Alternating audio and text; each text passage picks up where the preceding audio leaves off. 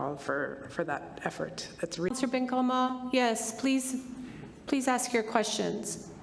It's okay. Thank you, Mayor Pro Tem. Thanks so much for the presentation and for staff for getting us here.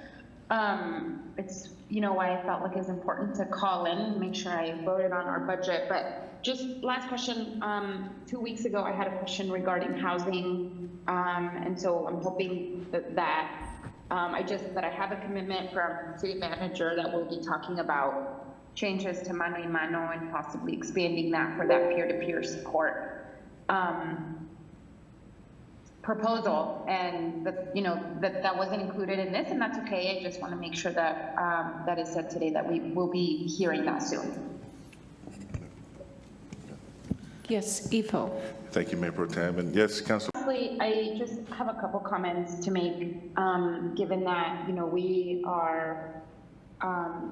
we finally got a work session on some police oversight and accountability on that conversation. And I just want to reiterate why I feel like this is so incredibly important. As I was thinking about this, I remembered that a while ago, I don't know, it must have been last year or late the year before that, that the Las Cruces Police Officers Association sent an open letter to the City Council. And I remember in that letter, they talked about that they believed there was a 5% decrease in public safety budgets, which is not true.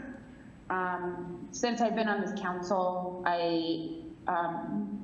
even after some opposition and, a strong belief that policing isn't the only way to reduce crime, that we have to implement different strategies in order to do that, that this police department, since I've been on this council, has received every request they've ever asked for, including 18 new officers and 18 new vehicles. And I think it's important to note that, because there has not been a decrease in any budget for PD. In fact, it's been the opposite. It's quite the opposite. And so I just want to reiterate that it's important that when we talk about these kinds of things, and that when we come to the work session later in May about this conversation, that we talk about accountability that flows both ways, right? We want accountability from our neighbors to be better neighbors, and there should be accountability that flows